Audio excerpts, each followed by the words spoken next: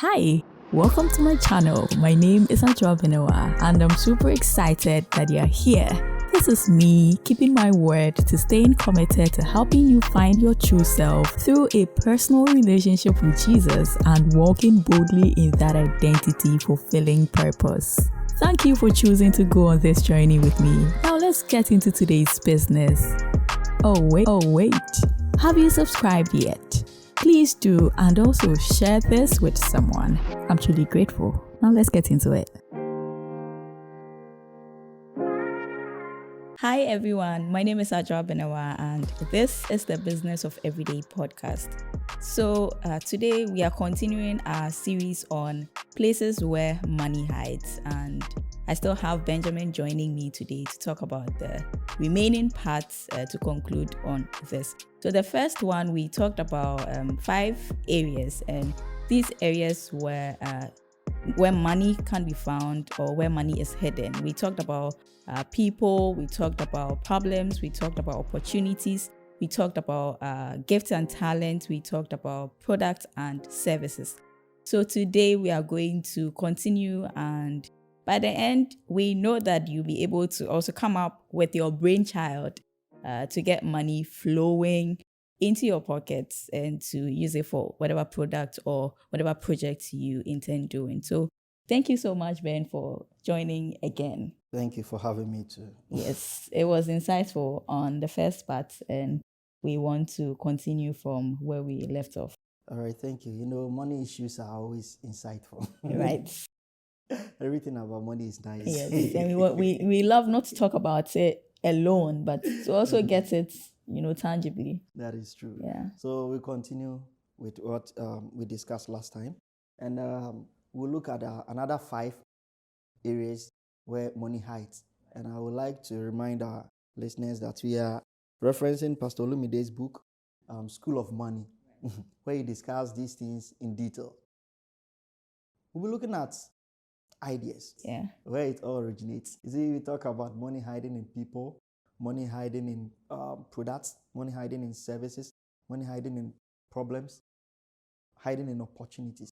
But I think it all starts with ideas. That's true.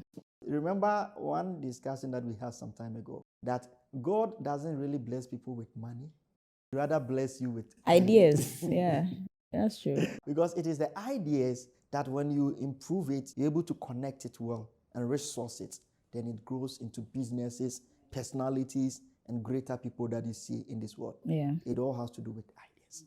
And money hides in ideas. Yeah. Sometimes the funny ideas that comes into your mind, if you would get time and expand it, brainstorm, get the right people to really chit-chat with. Instead of talking about problems, let's brainstorm about solutions. Yeah. No, after even talking about the problem, now the next thing should be, what can we do about it? The problems are there. Yeah. In this country, you don't look for problems. They'll find you. The problem will find you.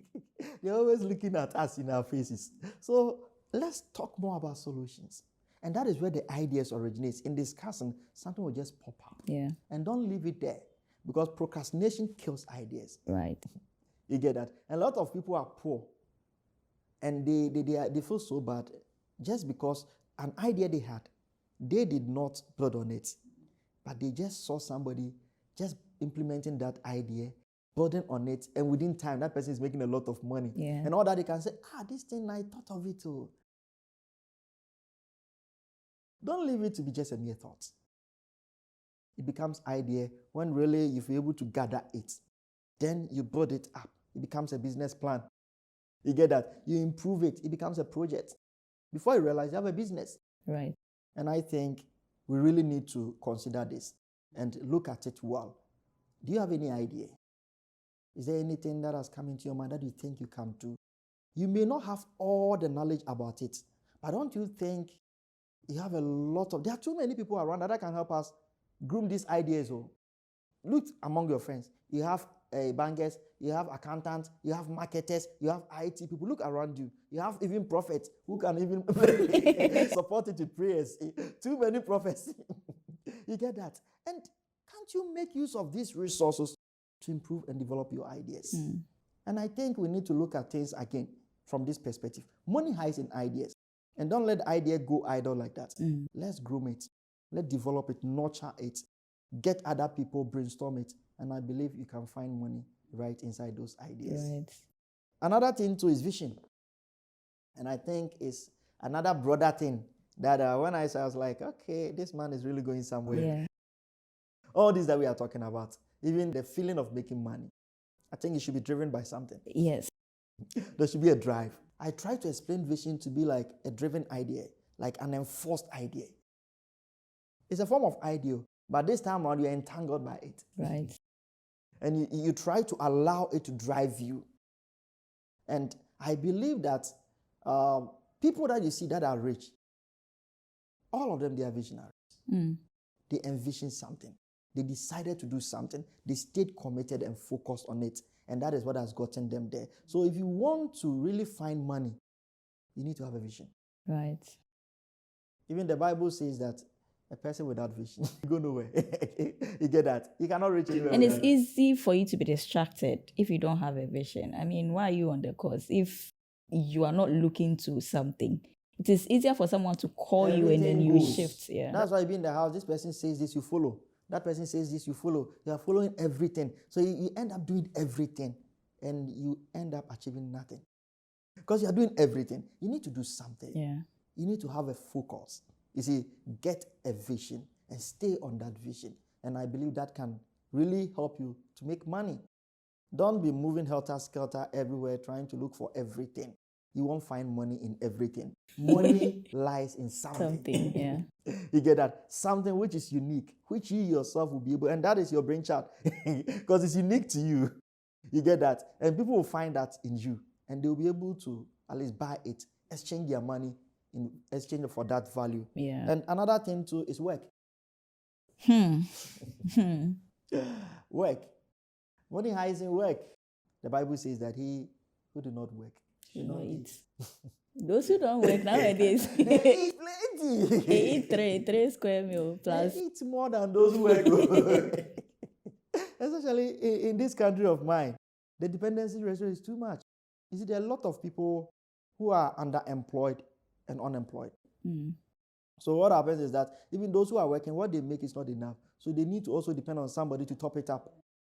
And the later you get, you need to give it out. So you be giving out, and those people, how they eat. So free things are more enjoyable. It tastes better. That is it. Those who work hard, they are thinking about how to take care of the dependents. So that thought alone is eating their mind, and it eats up their, at least, appetite. Yeah. So I think work. If you want to make money, work. Get something to do. A lot of people are working, but what appears to be work is not work. Actually, it's struggle. He referred to as jobs and struggles. Yeah.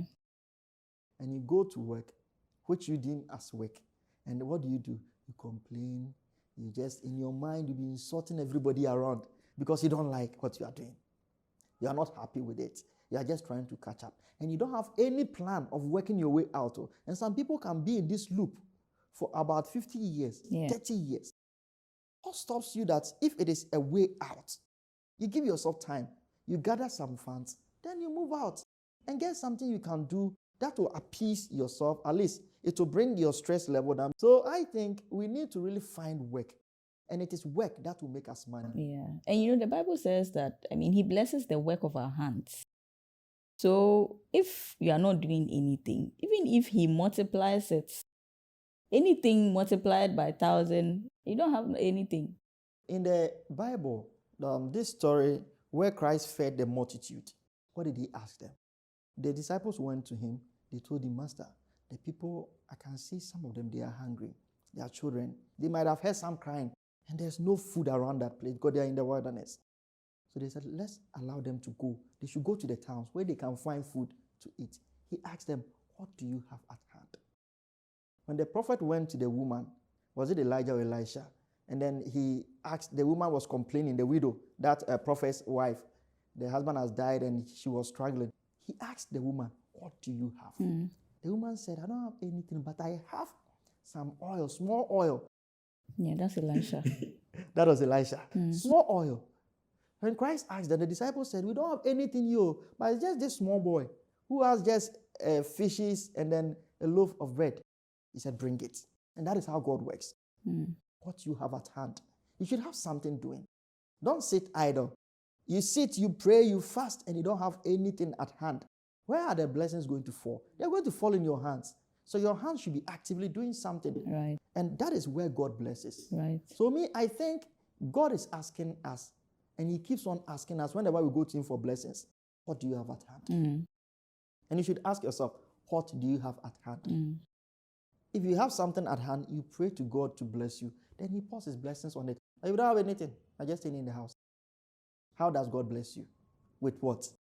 People always sending you money. You depend on remittances to survive. Miracles. For how long? I can imagine, may his soul rest in peace, this nice footballer who died. Achu. Christian Achu. I can imagine the family and the dependents who were depending on him. Those who said, oh, my brother is a footballer out there, so I will not do anything. I will just stay at home. Every month he will send me money. Now he's no more. What do you do? You get that? So there is nothing better than you having something doing and making money for yourself. Right. And money hides in work. Find work. In Ghana, there's a lot of work around us. Just that there's so many work that you don't like doing. Of course. We've been, our mind has been made to accept certain kind of works. And we look down on certain works. And we think this one is bad, this one is good. But some of it, they can use it as a means to an end. And I believe that even with those who have the formal education can even do that better by applying the skills that we've learned from school. Yes. You get that? Yeah. But we've left that one to the informal people. And that'll help us to innovate. That is it. And most of our places, we've not seen so much innovations in those areas because the people that are there, they don't have that kind of quality to bring that kind of attribute to that field. And I think that we need to find work. And if you are working and then it is not work, it is struggle, as Pastor Olumide did put it, then you will need to really look at it because you're doing yourself more harm. Yeah. It's not just about just quitting. No. You can have a plan to work yourself out, not just keeping yourself there forever. If you don't have any plan, like we said, vision, what happens? You stay there. And anything goes. Even though if it is harming you, you still stay there. You get that? I think people stay because of the fear of the unknown and uncertainty. So we cannot dare to, risk it. But who knows what's on the other side if you don't take the risk to go there? Life is just a trade with risk. When you step out of this place, I will be driving. I don't want to die. I have a lot to do. So I'll drive with caution. I will not overspeed. What about that guy out there who thinks it's like life is just fun? I can drink and sit in the car and go at any speed that I like. What can you do about that? You get that? So you are on the road. You are playing it safe.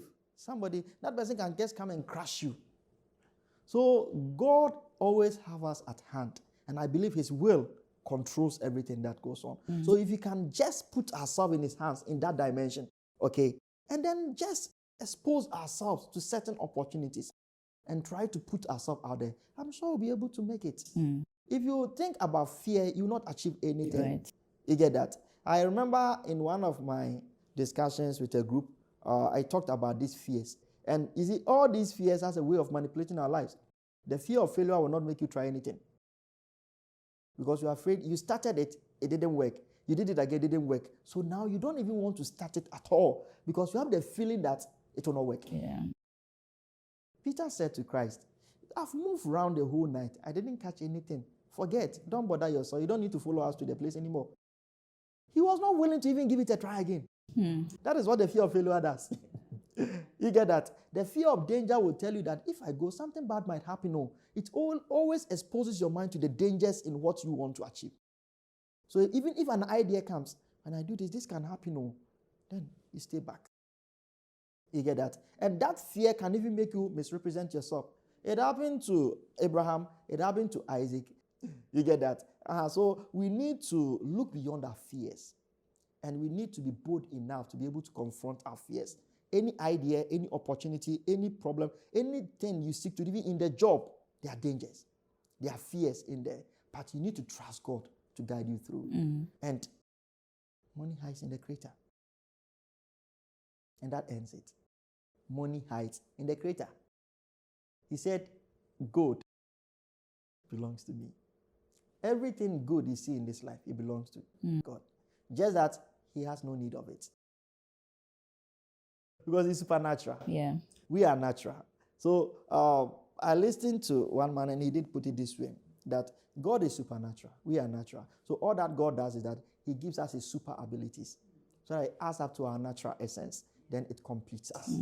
So if you want to make money, you've been trying. I know all this, and some people may say, I've tried, we've done that, and it is not working. Try God. And don't do God alone. There is one thing that is killing what I say, the modern day Christians.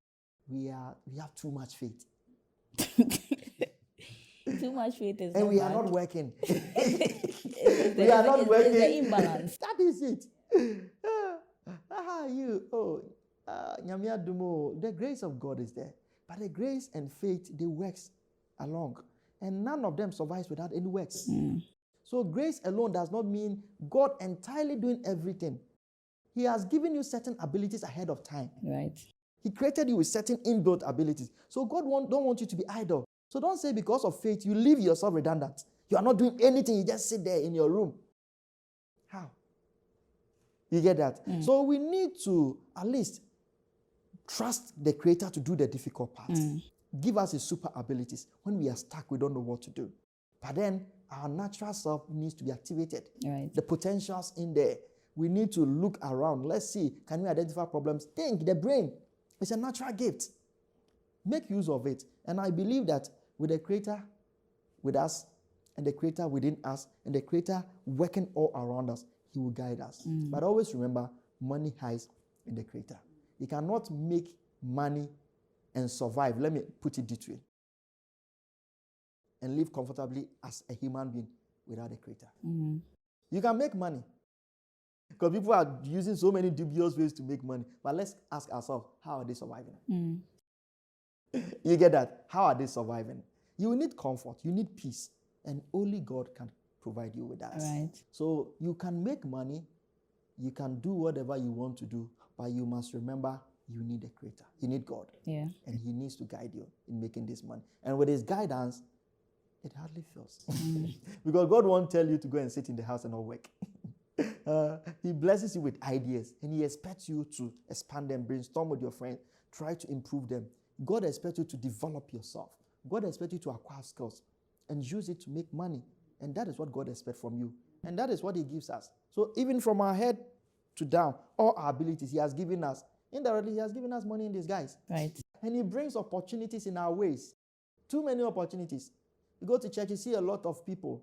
They are money making instruments. You get that? And they have problems. They are money making gadgets. Yeah. And then they come to you to discuss you about certain issues. They are bringing you opportunities. That's true. Think around them. Some of it you can solve it. And sometimes we've even solving it without charging. So why don't you monetize it, build it well, and then you just serve it to the same people at a small fee. Yeah. You're making money. Yeah. You get that? All these things that you've mentioned, they are nothing too far from us. Let's try as much as we can to recap it. You see, let's think it through. People, problems, products, services, opportunities, ideas, vision. All these things are things that we need to be able to really, even when you get the money, to manage it and maintain it. You get that? So money is there, and it is hiding. The seed. You mentioned seed. That is another critical thing. We almost skipped that. Yeah. Money hides in seeds. But you see, one thing that I think I've come to understand about seeds is that every human is a potential seed. You get that? Your vision is a seed. Your product and services, your talent, they are all forms of seeds. Actually, money itself is a seed. Right. When you start business, they call it seed capital. The stated capital. You get that? So what I'm trying to say is that money hides in seeds. And all that we've mentioned, you'll find a component of seed in there. What we mean by seed is that there's something that you use to start up. And you yourself, you are a startup. Your whole body itself, your abilities, what you can do, it forms as a seed. And I think if you can look at it from that dimension, then you'll be able to think around it and see what you can do with that seed. Yeah. You see, when I was talking about what do you have at hand, there should be something at hand to work with. You get that? There should be something at hand, and that is what we call the seed. And that is how he explained it. Yeah. So I think we've done with the 5 things. Yeah. So we talk about ideas, we talk about vision, we talk about work, we talk about seed, we talk about the creator. Yeah. That's awesome.